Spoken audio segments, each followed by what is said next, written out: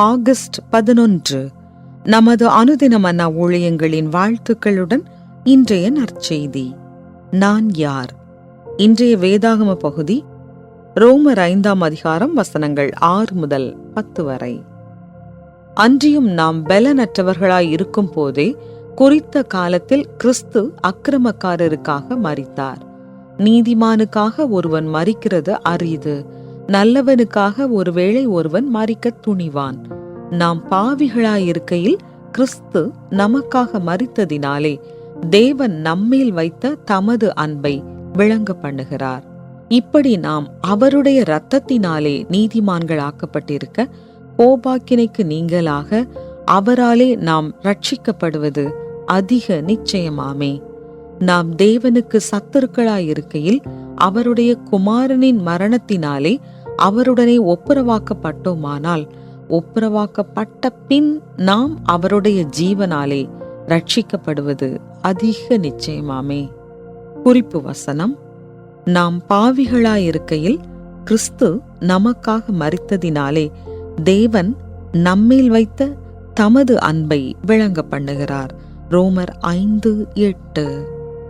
Robert டோட் Lincoln தனது தந்தையும் அமெரிக்க ஜனாதிபதியுமான Abraham லிங்கனின் நிழலிலேயே வளர்ந்தார். ஆனால் அவரது தந்தையின் மரணத்திற்கு பிறகு ராபர்ட் அவருடைய தந்தையை வைத்தே அடையாளப்படுத்தப்பட்டார். லிங்கனின் நெருங்கிய நண்பரான நிக்கோலஸ் முர்ரே பட்லர் ராபர்ட் கூறியதை சொல்லும் போது, மக்கள் என்னை ஒரு போர்க்கால செயலாளராக பார்க்கவில்லை, ஆப்ரஹாம் லிங்கனின் மகனாகவே பார்க்க விரும்புகிறார்கள். யாரும் என்னை இங்கிலாந்தின் அமைச்சராக பார்க்கவில்லை, அவர்கள் ஆப்ரஹாம் லிங்கனின் மகனாகவே பார்க்கிறார்கள்.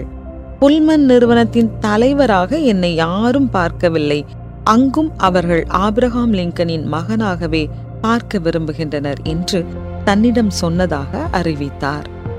பிரபலமானவர்களின் பிள்ளைகள் மட்டும் இந்த ஏமாற்றத்தை வாழ்க்கையில் அனுபவிப்பதில்லை.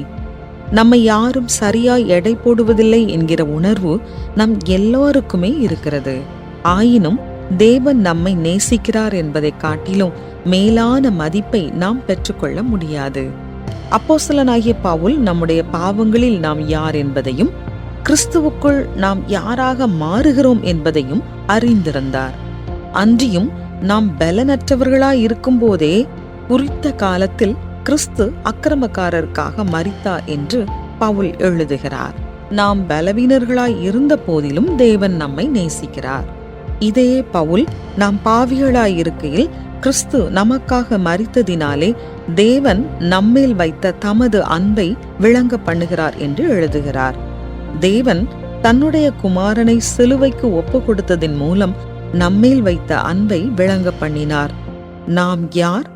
நாம் தேவனுக்கு பிரியமான பிள்ளைகள். அதை காட்டிலும் ஒருவன் என்னத்தை எதிர்பார்க்க கூடும்?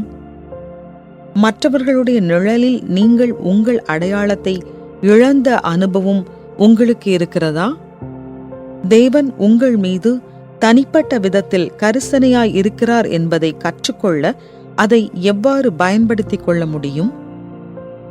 அன்பான தகப்பனே, நான் யார் என்பதை அறிந்து நீர் என்னை நேசிக்கிறீர். உம்முடைய மன்னிப்பையும் அன்பையும் எனக்கு சொந்தமாக்கியதற்காய் உமக்கு நன்றி.